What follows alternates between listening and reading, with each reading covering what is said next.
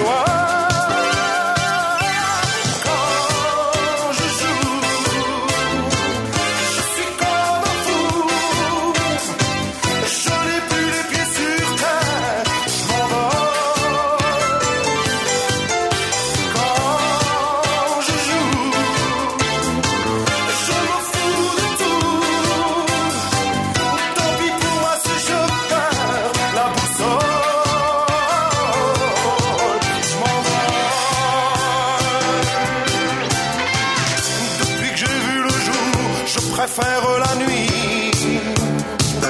Quand on est musicien, c'est peut-être qu'on vient d'une autre galaxie. Au soleil de Rio, je préfère toujours la pénombre d'un studio où je suis si bien, tout seul dans mon coin. Quand je joue, je suis bien partout. Je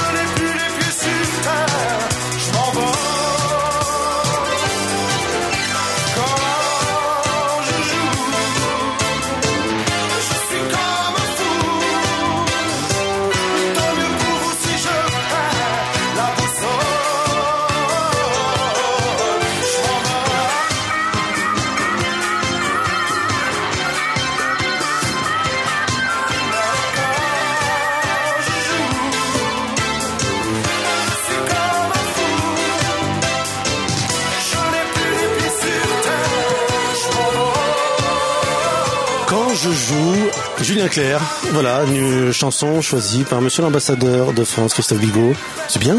Oui, c'est un bon choix. C'est un beau moment qu'on passe ensemble. C'est bien. Écoutez, je suis ravi. On est tous ravis de vous accueillir ici. Toute l'équipe est justement derrière la vitre. Voilà, les boss, les patrons de Tichim FM sont venus aussi vous remercier. Et les auditeurs ne l'ont pas vu, mais il y avait un superbe gâteau tricolore qui m'accueillait. Effectivement, une tour Eiffel en bonbons. Très belle idée. On voulait évidemment mieux vous connaître à travers cette émission.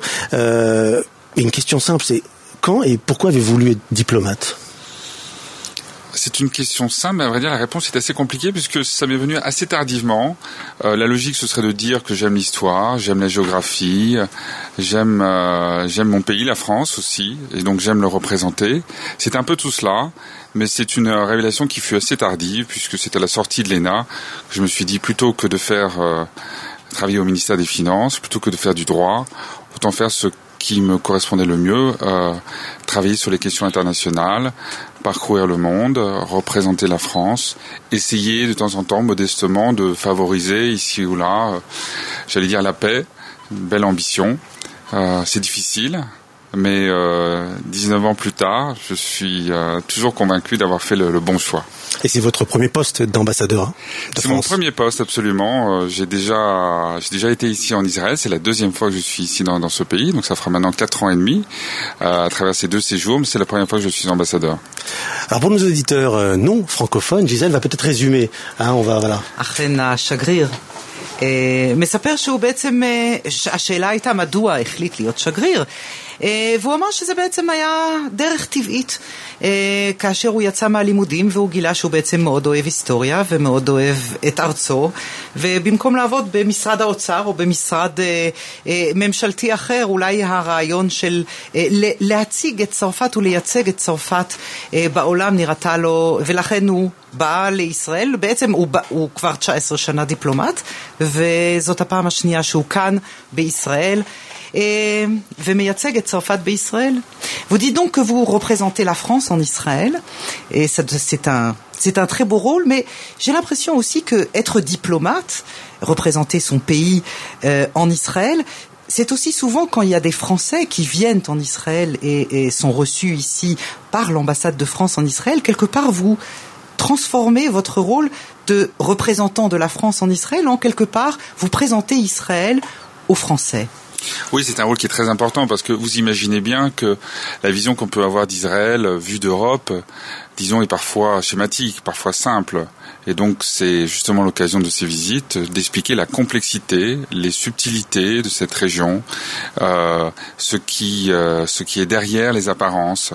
Et je crois que ça, c'est évidemment un rôle très important parce que c'est en comprenant mieux Israël qu'on peut aussi travailler à la paix, favoriser la recherche d'un accord entre Israël et les voisins, et puis aussi favoriser simplement la relation très amicale qu'il y a entre la France et Israël. Vous êtes aperçu d'une certaine méconnaissance finalement d'Israël à travers tous ces gens qui arrivent et qui vous posent des questions qui vous paraissent... Oui, elle est naturelle cette méconnaissance.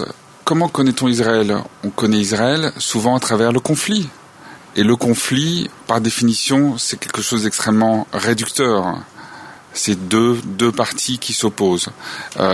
Souvent, les uns ou les autres prennent parti. On est dans la passion, on est dans l'émotion, on est dans l'identification, mais on n'est pas toujours dans l'analyse et dans la compréhension. C'est ce que j'essaie d'apporter à mes interlocuteurs. peut-être une petite traduction. אתם רוצים כמה מילים בעברית כדי בכל זאת לא ללכת לאיבוד? אני שאלתי את השגריר שבעצם אמר שהוא מייצג כאן את צרפת, אבל אני הייתי נוכחת וראיתי אותו מספר פעמים כאשר אנחנו מארחים אנשים מצרפת כאן בישראל, כששגרירות צרפת מארחת צרפתים כאן בישראל, שגריר צרפת בישראל פתאום מתחיל להסביר לצרפתים מהי ישראל, מה יש בישראל, ואכן השגריר מסביר שזה חלק מהעניין, כי באמת הצרפתים שבאים לכאן אינם מכירים את ישראל די הצורך, ויש צורך להבהיר את הדברים, ומכיוון שהוא כבר מספר שנים נמצא כאן, הוא מכיר היטב את הארץ, הוא יכול גם לייצג ולהסביר אותה לאורחים הצרפתים. Merci pour cette belle traduction, parce qu'en plus, les auditeurs, je crois, apprécient beaucoup ceux qui parlent un peu l'hébreu et un peu le français. Voilà, peuvent en même temps faire, comme on dit, un ulpan, c'est-à-dire qu'on peut on peut travailler son hébreu ce soir aussi en même temps. Moi, je suis resté à mes 200 mots. Hein. Avec ça, j'essaye de faire une conversation, c'est difficile. Est-ce qu'on choisit son affectation lorsqu'on est ambassadeur? Est-ce qu'on choisit? Est-ce qu'on décide? On ne choisit pas. Mais j'avais formulé un rêve qui était effectivement de revenir ici en Israël 2 ans après l'avoir quitté. Et disons que ce rêve a été entendu. C'est pour moi un grand honneur. Je ne m'y attendais pas. Je ne pensais pas que j'aurais cet honneur parce que j'étais peut-être perçu comme un peu trop jeune pour un poste qui est difficile, compliqué.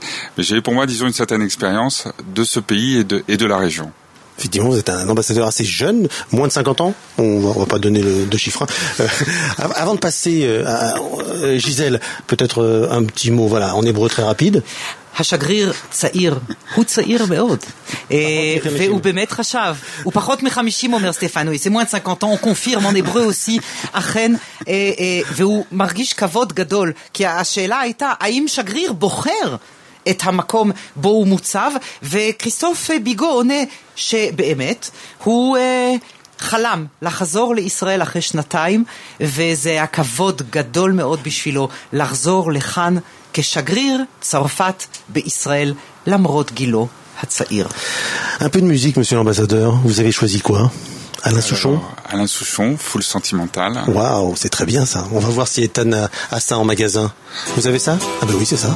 Bravo. Vous êtes sur Tichim FM, voilà, nous sommes en compagnie de Christophe Vigo, ambassadeur de France. À tout de suite.